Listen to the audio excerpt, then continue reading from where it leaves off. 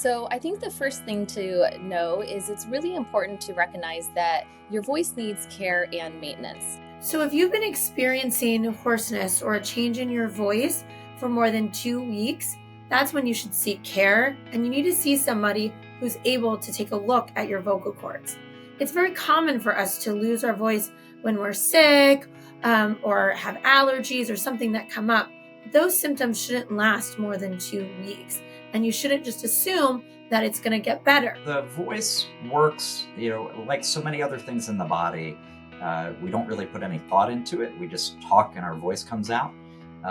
But it is a remarkably complicated process. The person you should see is an otolaryngologist or a laryngologist. An otolaryngologist is a very fancy word for an ear, nose, and throat doctor, or ENT as we often call it.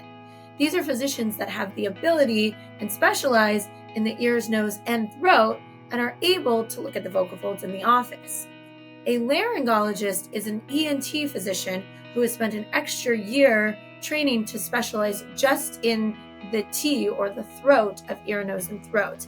And they can often have some additional diagnostic tools in their office in order to more precisely diagnose your voice problem. Typically, that's seeing an ear, nose, and throat doctor that either specializes in voice or has the training to take care of people with voice problems. It involves often seeing another member of our team, which is a speech-language pathologist, like my colleague Joanna Lott here, in a multidisciplinary evaluation. That means seeing both clinicians, both providers at the same visit, in order to fully understand the problem that is happening with the voice and determine treatment options. So typically when someone comes to a voice clinic, you want to come a little bit early. There are often many forms to fill out, things that are typical in most patient visits, past medical history, patient forms, but also in a voice encounter, one is often filling out what we call patient-reported outcome measures. So these are forms that allow us to give a numerical score to things like voice, swallowing impairment, if you have a cough, if you have a feeling of a lump in your throat, if you have any reflux, for example. And there are various scores that have been validated that allow us to determine if your score is abnormal, if it's normal, if it's improving or getting worse from visit to visit. Like most things in health and medicine, it's much easier to prevent problems than to treat issues once they arise. So concrete things that you can do include, number one, staying hydrated. This means drinking plenty of water throughout the day. And certainly if you are consuming beverages such as caffeinated beverages or alcohol, then you should increase your water intake to keep that balanced. It's also really important to stay away from irritants. Your voice and your vocal cords are very sensitive to smoke, so don't smoke, and try to avoid secondhand smoke as much as you can. Any types of issues on the brain end or nervous system problems can also affect how the voice is working.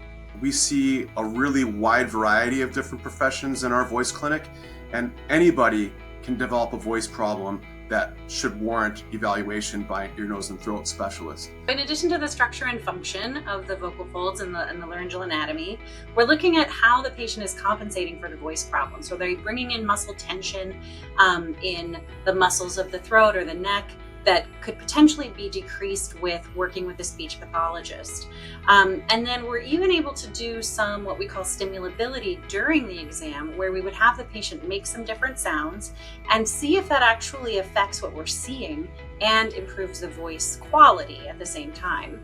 And that gives us a whole lot more information about whether this is a structural issue that requires intervention, medical or surgical, or if perhaps it's something that can be more of a behavioral therapy treatment with me or one of my wonderful colleagues. If you know that you're partaking in an activity that requires more voice use, such as performing in a show or giving a presentation at work or coaching your kids' basketball game, then make sure that you rest your voice in the time surrounding those activities.